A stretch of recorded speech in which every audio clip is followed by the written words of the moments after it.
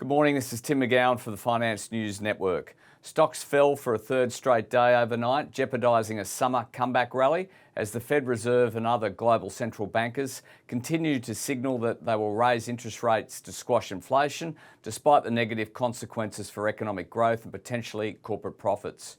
All eyes are on the Friday's job report in the US, but a stronger number would just mean the same sort of rhetoric from the Fed in terms of its commitment to lowering inflation. The latest comments from New York Fed President John Williams on Tuesday, who said, "I do think with demand far exceeding supply, we need to get real interest rates above zero. We need to have a somewhat restrictive policy to slow demand, and we're not there yet," Williams told Wall Street Journal. Of course, inflation is not just a US problem, as annual price changes are impacting the Eurozone as well as the UK and Japan, with forecasts for inflation in the UK rising the fastest. Overnight, the S&P 500 fell just over 1%, the Nasdaq lost 1.1%, while the Dow Jones slid nearly 1%. Looking across the sectors, energy was the worst performer as energy prices eased on Tuesday, with West Texas Intermediate futures, the US oil benchmark, falling more than 5%.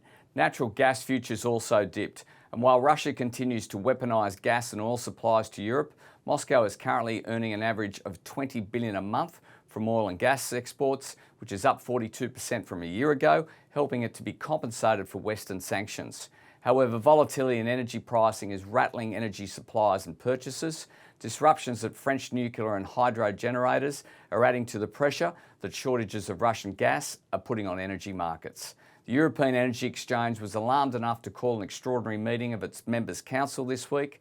This rejected a halt to trading while calling for EU states to bolster the strained finances of energy buyers. That stress was reflected in a plea from German utility Uniper for another €4 billion bailout to keep the lights on. Of course, all these price movements feed into steep inflation forecasts for next year, worsening Western Europe's mood. In some good news, China's steel industry appears to show signs of improvement, with output and profitability likely to increase in September as the world's second biggest economy finally starts responding to government stimulus efforts. Steel mills have been signalling towards a rise in production during September as profit margins return to positive territory and low inventory levels need replenishing. Note that Beijing is taking more steps to boost economic activity, including increasing funding support for infrastructure projects and cutting interest rates. That said, these new measures are not a remedy for China's troubled construction sector, but they should boost confidence and activity. On the currency front, one Australian dollar has weakened by about 0.5% compared to the US dollar, buying 68.57 US cents.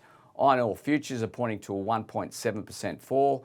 Gold prices fell on Tuesday as investors positioned for a period of high interest rates in the US and elsewhere. Gold lost 0.8%. Silver was down 2.1% and copper fell 1.7%. Oil, of course, fell 5.5%. On the futures front, the SPI futures are pointing to a 0.8% fall. This is Tim McGowan for the Finance News Network. Have a good day.